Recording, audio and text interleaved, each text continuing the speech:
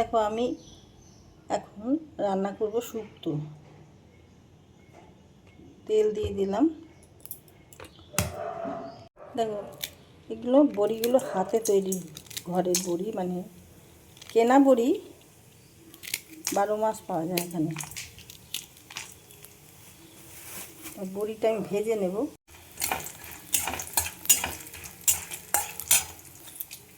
একটা শুকনো লঙ্কা, একটা তেজপাতা দিয়ে দিলাম। এবার দিয়ে দেবো সর্ষে ফোড়নে। দেখো আমি নানান রকম সবজি নিয়েছি, একটা ঝিঙে, দুটো কাঁচা কলা, বেগুন সব কুচি করে নিয়েছি, একটা আলু, তারপরে তোমার বিনস, কাঁচা কলা, বেগুন, একটু কুমড়ো অল্প করে, এই নানান রকম সবজি দিয়ে, আর করলা, উচ্ছে তো আছে এর মধ্যে, এই যে একটা উচ্ছে নিচে। এবার এগুলো আমি দিয়ে দিলাম।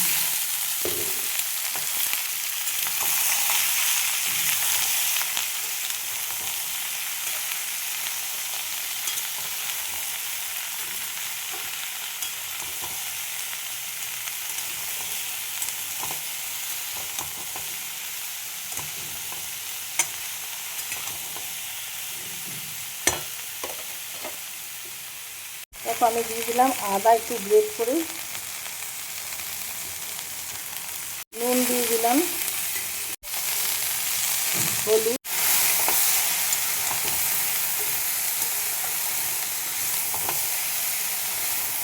মা খুব ভালোবাসে শুক্তো খেতে, যেমন তেমন শুক্তো করে দিই, তোর হাতে শুক্তো খাবে। আজ আজকে একটা মাস হয়ে গেল, কেউ মা বলে ডাকার মতন কেউ নেই। খুব মিস করছি, খুব মনে পড়ছে। সময় থেমে থাকে না কারোর জন্য, একটা মাস কীভাবে চলে গেল বুঝতে পারছি না। মানুষটাই নেই, সব জায়গাতে পড়ে রয়েছে। এবার দিয়ে দেবো জল।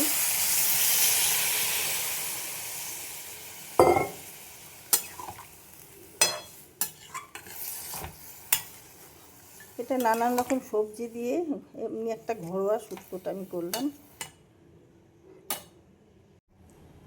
দেখ শুক্তোতে একটু গুড় দিয়ে দিচ্ছি, মিষ্টি না হলে শুক্তো ভালো লাগে না।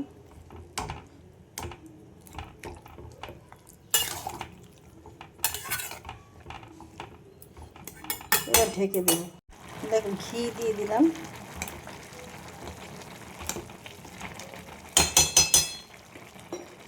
এখানে 5 ফোড়ন গুঁড়ো করে রাখা আছে, সেইটা মশলাটা।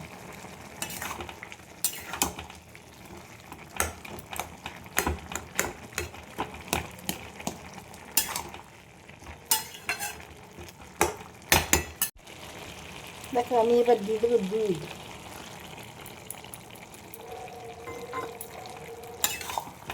পরিমাণ বুঝে দেবে, যে যেরকম রান্না করবে, যতটা শুক্তো রান্না করবে।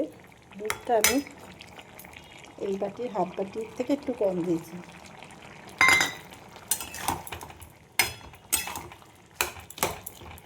দেখো শুক্তোটা রেডি হয়ে গেছে, আমি এবার নামিয়ে ফেলবো।